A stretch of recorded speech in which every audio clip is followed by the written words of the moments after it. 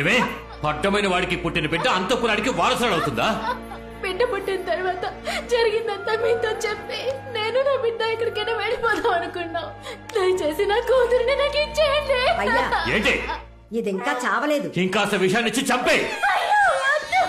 చంపేదండి.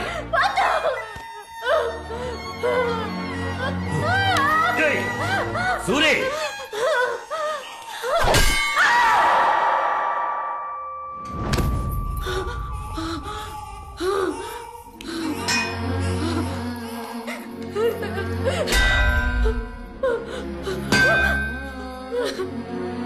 విశాలమ్మ, నీది ఆడ మనసేగా. నా కష్టం నీకు అర్థం కావట్లేదా? దయచేసి విషయం తాగించుకో. అన్నయ్య, నిన్నేగా మీ భార్య ప్రసవించింది. ఓ బిడ్డ విలువేంటో మీకు తెలుసు. దయచేసి నా కూతురిని కాపాడండి. బిచ్చగత్తిలా ఉన్న నీకు తాళి కట్టింది నీ అందానికి, చివరి వరకు నా కాళ్ళ మీద పడుంటావనే. కానీ నీకు ఆస్తికి నేను, ఆశకి ఇంకొకడు కావాల్సి వచ్చాడు కదా. నువ్వు చేసిన తప్పుకి నువ్వు ఇక్కడే చావాలే. నేనేం తప్పు చేశానండి?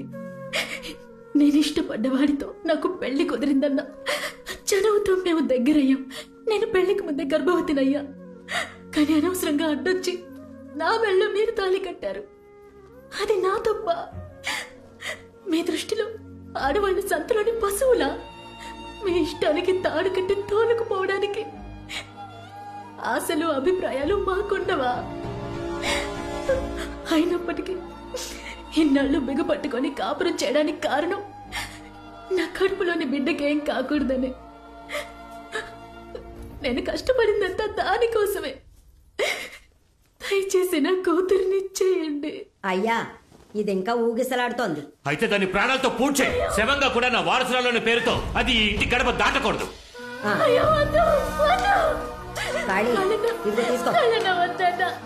నీ విశ్వాసం చూపించడం కోసం పసిబిడ్డని చంపొద్దన్నా.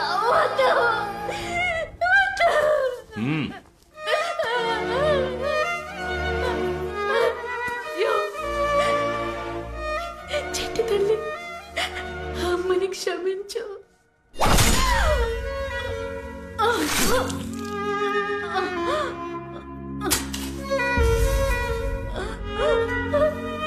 చెట్టు తల్లి,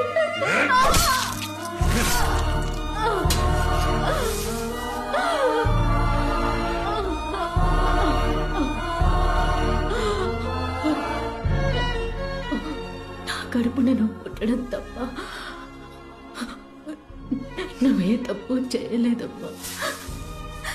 మరెందుకు నీకే పరిస్థితి? నేను కాపాడలేకపోయాను తల్లి. అమ్మా, ఈ అమ్మని క్షమించరా.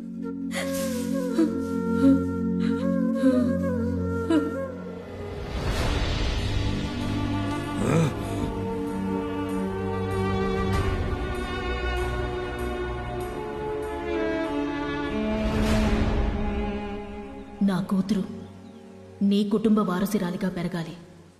కానీ ఓ పనివాడి కూతురుని ఆ స్థానానికి తీసుకొచ్చారు. సూరి కూతురు అంతఃపురం వారసురాలని చెప్పండి. ఈశ్వరి ప్రసవంలో చచ్చిపోయిందని ఊళ్ళో వాళ్ళతో చెప్పి నమ్మించండి.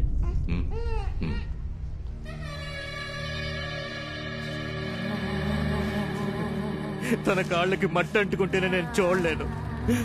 మహారాణిలా చూసుకున్నాను. నా చేతులతో మట్టి ఎలా? తనతో పాటు నన్ను పూర్తి చేయండి రా. మీకు పుట్టిన పసిగుడ్డు యువరాణి. తన కోసమైనా మీరు ధైర్యంగా ఉండాలి. ఆ పిల్ల గురించి మాట్లాడకండి. దానివల్లే నా ఈశ్వరి నాకు దూరం అయిపోయింది. ఈశ్వరి,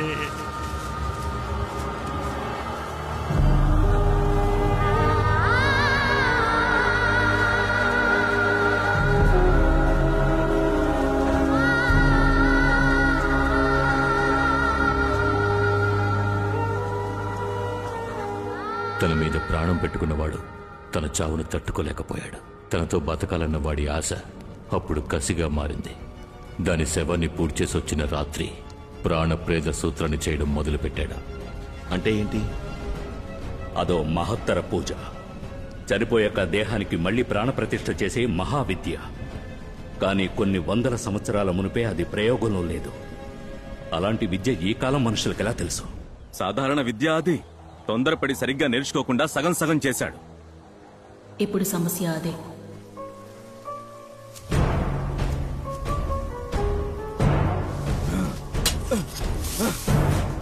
నాలుగు రోజులు రాత్రింబవళ్ళు నిర్విఘ్నంగా పూజ చేశారు. రోజు ఆయనొచ్చి చూసేసరికి ఈశ్వరి, ఈశ్వరి,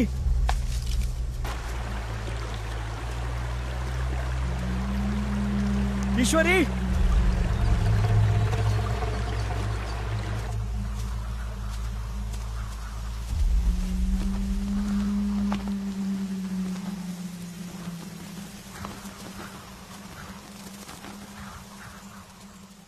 ఈశ్వరి,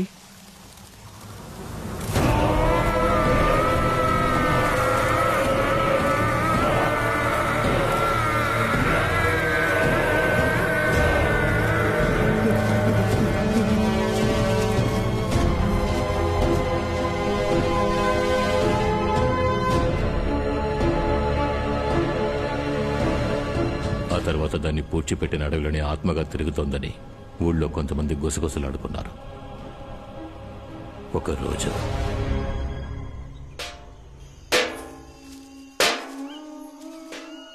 పెందలాడే బయలుదేరమంటే మాట విన్నావు? అడవిలో వెళ్తున్నావు అన్న భయం కన్నా ఈ చప్పుడుకి ఎక్కువ భయం వేస్తుంది. ఇలా శబ్దం చేస్తూ రావడం వల్లే అడవి మృగాలు భయపడి పారిపోతున్నాయి. ఈ అడవిలో రాణి దెయ్యంగా తిరుగుతుందని అందరూ అంటున్నారు విశాలమ్మ. అడ్డమైన వాగుళ్ళు విని నువ్వు వాక్కు. నోరు మూసుకుని రా. అయ్యో, నేను చెప్పేదంతా నిజమే. అకాల మరణం, తలకి దెబ్బ తగిలి చనిపోయారంట. జమీందారే చంపేశారట. అలాంటిదేమీ లేదే. ఇష్టపడి చేసుకున్నవాడు ఎందుకు చంపుతాడు? అది దురదృష్టవంతురాలు. దానికి రాసి పెట్టింది అంతే. అల్పాయుష్తో పోయింది.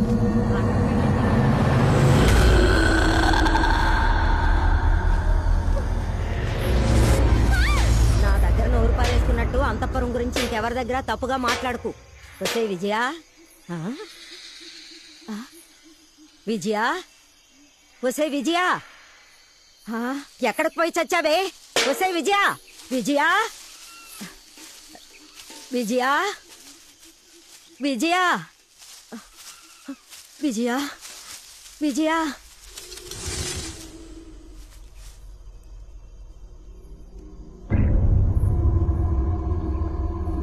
విజయా, ఎవరది?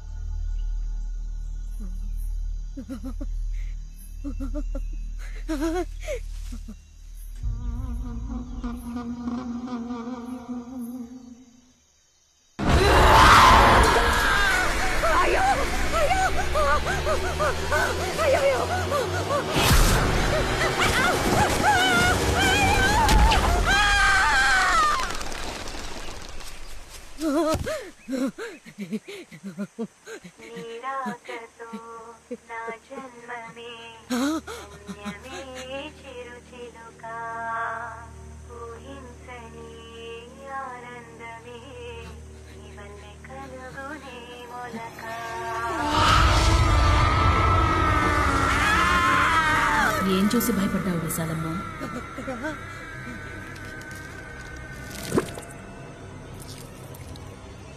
దీని సంగతి ఏం లేదు. వచ్చి నా బిడ్డని చూడు, ఎంత అందంగా ఉందో. రా, వచ్చి చూడు విశాలమ్మ. నా కూతుర్ని చూడు, అచ్చం నాలాగే ఉంది కదా. అబ్బ చూడు.